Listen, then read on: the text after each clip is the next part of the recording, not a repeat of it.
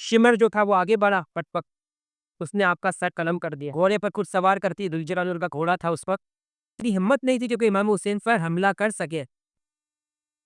कत्ले हुसैन असल में मर्गे यसीद है, इस्लाम जिंदा होता है हर करबला के बाद। तबुक शेर का इकबाल ने।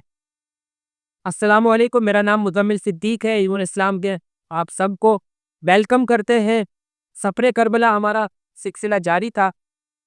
आज इमाम हुसैन अलैहिस्सलाम की शहादत 10 मुहर्रम हराम, और इमाम हुसैन की शहादत को बयान जब हम करते हैं हर साल, जब भी हम सुनते हैं और जब हम बयान करते हैं, तो एक अजीब सी रूहानी और जज्बाती कैफियत का हम दो चार हो जाते हैं। यकीनन आप में से जितने भी लोग ये वीडियो देख रहे हैं उन सब की यही कैफियत हो। जो इमाम हुसैन से मोहब्बत करता है, जो इसकी सीरत को फॉलो करता है, उसकी यही कैफियत होगी। तो बहरहाल इमाम हुसैन अलैहिस्सलाम करबला के मैदान में पहुंच चुके थे। इससे पहले सारा क्या मामला हुआ है ये सब कुछ हमने डिस्कस किया है। लिंक्स आपको मिल जाएंगे डिस्क्रिप्शन में, आप देख सकते हैं। तो 8 मुहर्रम उल हराम की तारीख है 61 हिजरी। पानी बंद हो चुका है। उबैदुल्लाह इब्न जियाद, ये गुफे का जो गवर्नर था, इसने सारे हरबे अपना लिए थे, लेकिन किसी भी तरीके से वो इमाम हुसैन को या उनके रफ़का को यजीद की बैत पर कायल नहीं कर सका था। तो इसने आखिरी हरबा यह अपनाया था कि उसके पानी बंद कर दिया था 8 मुहर्रम उल हराम को। और फिर उमर बिन साद को उबैदुल्लाह इब्न जियाद ने ये हुक्म दिया कि आप करबला आ जाएं लश्कर लेकर। 22,000 का लश्कर था, और कुछ रवायत 30,000 भी आता है। 22,000 का जो लश्कर है यजीद की फौज में बताया जाता है। तो अब उमर बिन साद जो था, ये साहबी रसूल का बेटा था, साद इब्न अबी वक्कास। ये नबी के बड़े फर्मा बरदार साहबी, और इनका इस्लाम में बड़ा किरदार, नुमाया किरदार रहा है। और बेटा क्या है, यजीद की फौज में शामिल है। और उबैदुल्लाह इब्न जियाद के कहने पर इमाम हुसैन को जो कत्ल करने पर माज़अल्लाह आमादा हो गया। इसको लालच दिया गया था, ईरान की एक सूबे के इसका गवर्नर बनाने का लालच दिया गया था। इस लालच में आकर वो जो था यजीद की फौज में शामिल हो। तो अब ये है कि इमाम हुसैन अलैहिस्सलाम ने बैत करने से इनकार कर दिया। रास्ता मांगा, रास्ता उन्होंने नहीं दिया, और पानी भी बंद कर दिया। अब इमाम हुसैन अलैहिस्सलाम जो है अपने रफ़का के साथ, अब 9 मुहर्रम उल हराम की तारीख आती। 9 मुहर्रम शब आशूर जो है ना, शब आशूर में हमें ये मिलता है तारीख की। जब हमने रिसर्च की, अपने बड़े उलमा से भी सुना कि इमाम हुसैन ने पूरे करबला के वाक़े में कहीं पर भी यजीद से कोई मोहलत तलब नहीं की। अब इमाम हुसैन को पता था जंग करनी, जंग के बजाय कोई हमारे पास दूसरा ऑप्शन उन्होंने नहीं छोड़ा, क्योंकि वो जुल्म कर रहे थे। अब इमाम हुसैन ने कहा कि मुझे मोहलत दो। किस चीज़ की मोहलत दो? सोचने की नहीं, मुझे मोहलत दो ताकि मैं अल्लाह की इबादत कर सकूं। किस रात? शब आशूर, यानी 9 तारीख की जो रात की जो शब होती है, उस रात इमाम हुसैन क्या कह रहे हैं यजीदी फौज को कि मुझे इतनी मोहलत दे दो कि मैं अपने रब की आज इबादत कर लूँ। आज की रात आखिरी रात है मेरी अपने रफ़का के साथ। तो यजीदी फौज जो थी वो कहती नहीं, हम आपको इजाज़त नहीं देते, आपको फौरन बस जंग के लिए तैयार हो जाए। अब इसमें हुर बिन यजीद, जिनका जिक्र हमने पहले किया था, उन्होंने कहा कि नहीं यार, इनको इजाज़त दो, ये रवासे रसूल, इनका एहतराम करो, जंग कल करेंगे हम। बहरहाल यजीदियों ने इजाज़त दे दी आपको। इमाम हुसैन अलैहिस्सलाम सारी रात इबादत करते रहे के रोफ़ा का, और आप सारी रात अल्लाह की इबादत करते रहे। और फिर एक बहुत दिल को छू जाने वाला वाक़या यहाँ पेश क्या आता है। इमाम हुसैन अलैहिस्सलाम अगर रफ़का से क्या बयान कर रहे हैं कि अगर तुम में से जो 72 शोहदा आपके साथ जो आपके अहले बैत हैं, उनको क्या कह रहे हैं कि अगर तुम में से कोई जाना चाहता है तो वो चला जाए अभी। मैं जो है ये शमा है, ये रोशनी सबको बुझा दूंगा, और मैं तुम्हें जन्नत की ज़मानत भी देता हूँ कि रोज़े महशर में तुम्हें जन्नत भी दूंगा, क्योंकि ये यज़ीदी मेरे खून के प्यासे है, ये तुम्हें मारना, तुम्हें कत्ल करना नहीं चाहते। तो तुम लोग अपनी जान बचाओ, और यहाँ तो जो जाना चाहता है जा सकता है। और इमाम हुसैन ने जो है शमा बुझा दिया, यानी जो शमा होती थी रोशनी की, उसको बुझा दिया ताकि अंधेरे में आप निकल जाओ, मैं आपको देखूंगा भी नहीं, आपको शर्मिंदगी भी नहीं होगी और आप चले जाओ। और फिर जब शमा दोबारा रोशन की है तो वो 72 चिराग सामने रोशन खड़े थे उसी तरह, और कह रहे थे कि इमाम हुसैन अलैहिस्सलाम को कि हम रोज़े महशर आपके नाना को क्या मुँह दिखाएँगे? आपको हमारी ज़रूरत नहीं है, हमें तो आपकी ज़रूरत है। ये थी वफ़ा आपके शोहदा की, आपके साथ कमिटमेंट लेवल ये सा था आपका। अब ये इमाम हुसैन थे जो भी यज़ीद ने बैत माँगी थी ना, और इमाम हुसैन ने जब मना किया, वो नो जो ना था वो ना अब भी ना बड़े कायम था।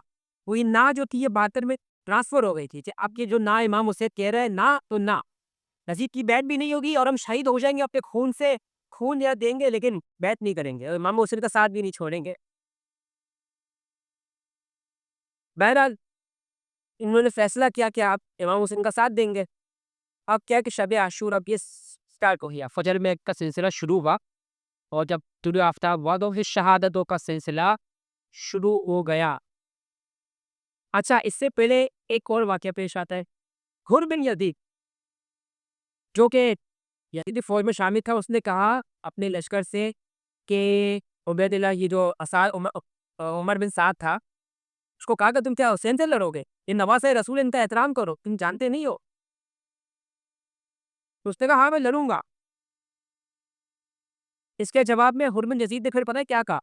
कहा कि अगर तुम्हारा यही फैसला है ना कि तुम हुसैन से जंग करोगे, फिर तुम जान लो कि मैं भी तुम्हारे साथ यहाँ शामिल नहीं रहूँगा, मैं हुसैनी फ़ौज में शामिल हो जाओ। अल्लाह ताला ने उनको हिदायत दी, वो इमाम हुसैन के पास गए, उनसे उन्होंने माफ़ी तलाफ़ी की, अपनी गलतियों की खता की माफ़ी माँगी। इमाम हुसैन ने इनको एक्सेप्ट कर लिया, कबूल कर लिया, और पहले शहीद भी वही थे। इनके बाक़र शुहदा में सबसे पहले उन्होंने मुकाबला किया वो यज़ीद की फ़ौज में, और बिन यज़ीद जो थे वो शहीद हो अकबर अलैहिस्सलाम बनते थे। इसके बाद शहज़ादा अली अकबर और मोहम्मद और ये बहुत सारे 72 के नाम है। इंशाल्लाह मैं कोशिश करूँगा कि डिस्क्रिप्शन में आपको सारे 72 के नाम भी दे दिए जाए ताकि आपके भी ज़हन में रहे कि 72 अफ़राद कौन थे। का सिलसिला शुरू हो चुका है। एक-एक करके जो है शहादतें हो रही है। इमाम लोग से चाहते हैं और हर शहीद को लेके आते हैं कि तस्लीम करते हैं जिस तरह मौका होता है मुनासबत से। इसके बाद फिर पारी 10 मुहर्रम हराम अब ये दिन है। अब जो है प्यास की भी शिद्दत है। अब बीवी सकीना सलामुल्लाह अलैहा छोटी-सी बच्ची है। प्यास का पानी का तगादा करती है। अपने चाचा जान तो हज़रत अब्बास अलमदार जो है सिपहसालार थे, हज़रत अली के बेटे थे। हालाँकि वो हज़रत अली के इमाम हुसैन पे सौतेले बेटे थे, लेकिन उन्होंने क्या कारनामा अंजाम दिया कि इमाम हुसैन उनको जंग की इजाज़त नहीं दे रहे थे। हज़रत अब्बास बड़े अल्लाह ताला ने उनको सलाहियतें दी थी, क्यों ना हो भाई, शेर खुदा हैदर कर्रार के वो जो थे साहबज़ादे थे। तो वो बार-बार आपसे जंग की इजाज़त माँगते थे कि या हुसैन मुझे जंग की इजाज़त है ताकि मैं यज़ीदी पोस्ट को अभी मैं ख़त्म कर सकता हूँ अगर चाहूँ तो, सिर्फ़ आप इजाज़त दें। अब वो वाक़ई वो इतनी अल्लाह ताला ने उनको सलाहियत दी थी कि वो चाहते पूरी यज़ीदी पोस्ट को ख़त्म कर देते अकेले तने-तन्हा। इमाम हुसैन ने उनसे कहा कि नहीं, आप मेरे इस पोस्ट के सपा-सलार हैं, अगर आप चले गए तो फिर कौन देखेगा सारे मामला। फिर बीबी सकीना ने प्यास पानी का जब तकाज़ा किया, तो फिर हज़रत अब्बास खेमे में आए।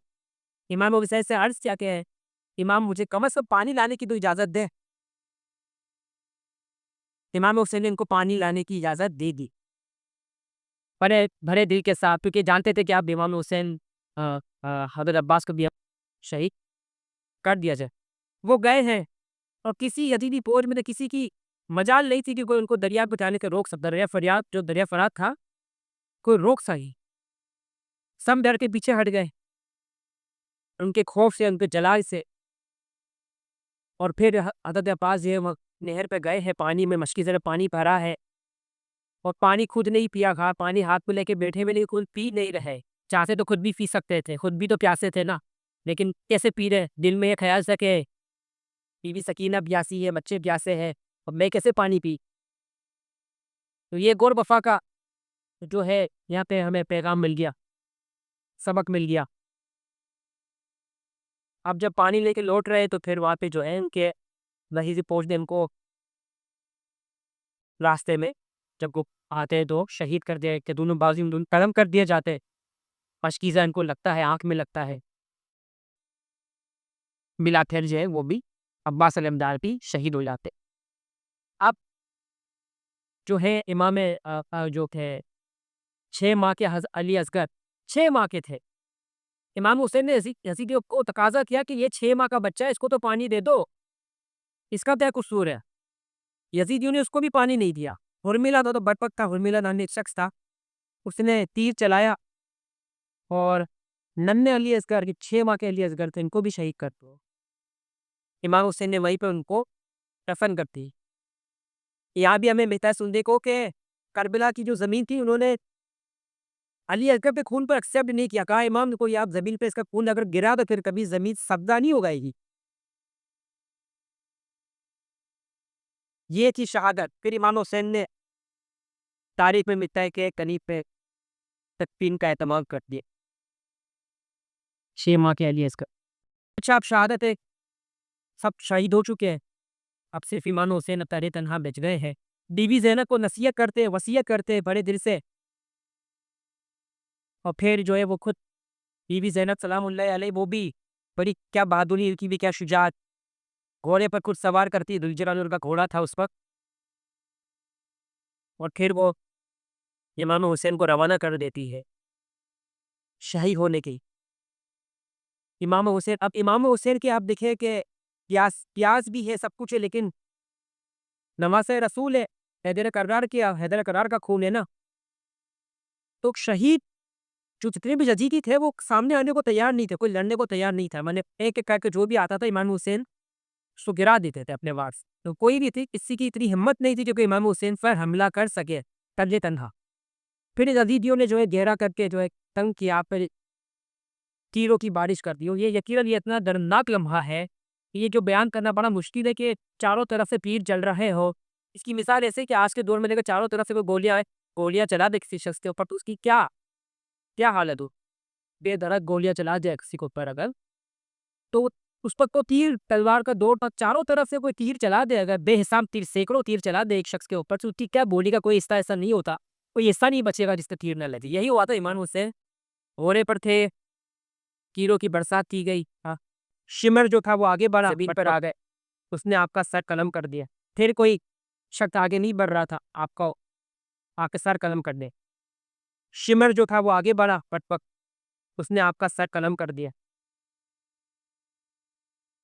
तो बड़ा खुश हो गया कि मैंने बहुत बड़ा कारनामा अंजाम दी। इसके बाद फिर जो मामलात हुए, जो खेमे लगे थे, वहाँ ख़वातीन जो एलिमेंट जो बीवियाँ थी उनके साथ बदतमीज़ी की गई और ज़ाहिर-सी बात है उनके साथ जो सारे मामलात हैं बयान करना भी बड़ा अजीब लगता है। तौहीन की गई बहुत ज़्यादा, सफ़र कराया गया। लेकिन बीवी ज़ैनब जो थी उन्होंने बड़ा तहम्मुल, मिज़ाजी और सब्र का पहाड़ थी। जगह-जगह खुतबे दिए, यज़ीद के दरबार में रहकर खुतबा दिया और खुतबे में ये जो तर्जुमा जो बनता है जिसका मफ़हूम वो यही था कि उन्होंने कहा कि तू क्या समझता है, यज़ीद को कहा कि तू क्या समझ कामयाब हो गया है, तू बिल्कुल भी कामयाब नहीं हो। कुरान हम कुरान वाले हैं, हम मोहम्मद वाले हैं और हम कामयाब हैं दुनिया में भी और आखिरत भी। वो उन खुलासे में बयान कर रहा वो जो एक्सेप्ट वर्ड्स तो मुझे अभी याद नहीं है। ये उनके वर्ड्स थे शेरुल आमितीन जो थे, इमाम हुसैन के बेटे थे, वो इस जंग में शहीद शरीक नहीं हो सके थे क्योंकि आप बीमार थे, आप इस जंग में हिस्सा नहीं लिए थे। इस तरह भाग कर शहीद हुए और जो है एक ये सिलसिला फिर इख्तिताम पर पहुँचा। अब इसको मैंने बहुत डिटेल से नहीं बयान किया। यकीनन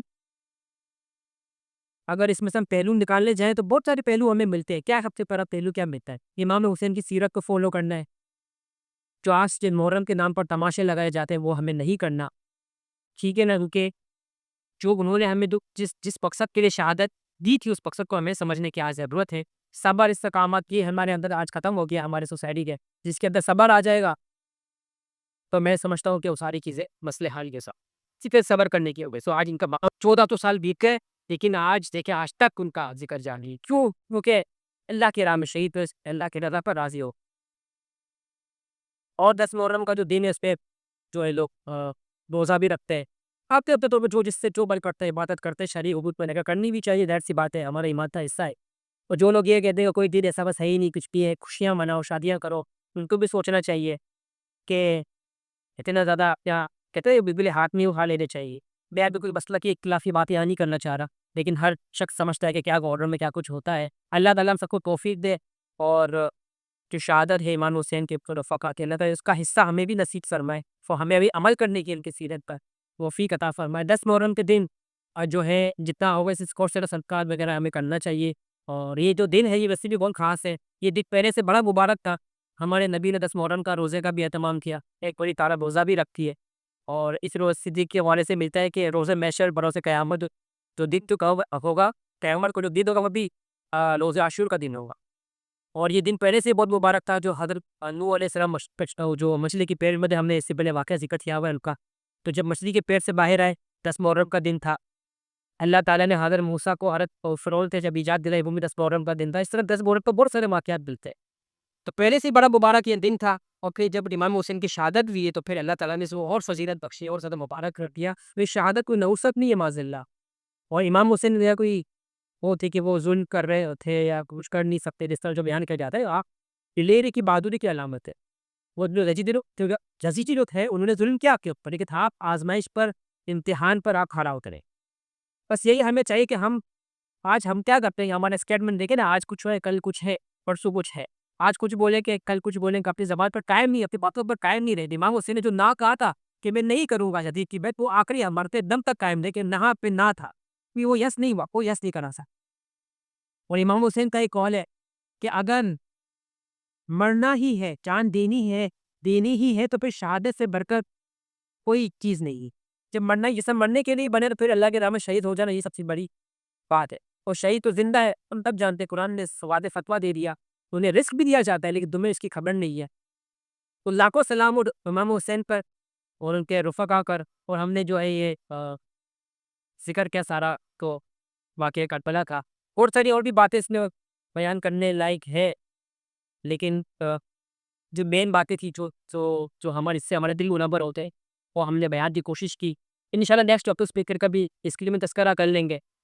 उम्मीद करते हैं आप लोगों को अच्छा लगा होगा। अगर अच्छा लगा है तो चैनल को लाज़मी सब्सक्राइब कर लीजिए, like, comment, share. Next topic लेकर चलिए इंशाल्लाह आप लोगों की खिदमत में हाज़िर के होंगे। और कोई टॉपिक या कोई क्वेश्चन अगर आप कोई टॉपिक सजेस्ट करना चाहें या कोई क्वेश्चन करना चाहें तो कमेंट्स में ज़रूर हमें बताइएगा। इंशाल्लाह नेक्स्ट पोस्ट पे भी हम ज़रूर गौर करेंगे। जब तक के लिए इजाज़त दीजिए। अल्लाह